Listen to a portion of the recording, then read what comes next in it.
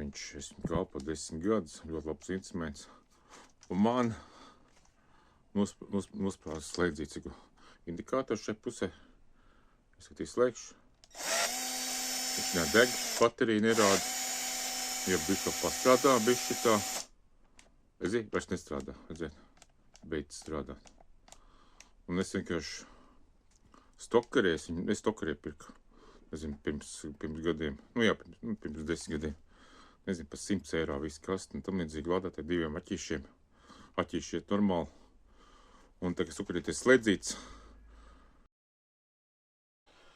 Tagad augusts sākums ir. Es pasūtīšu to slēdzīt. Un pirmdien būs stokari jāiziet. Bet es mēģināju viņu ardīt ārā. Un brīnums, es viņu gribēju šā vīlu, kad saka brīnums. Un viņi sāk man strādāt,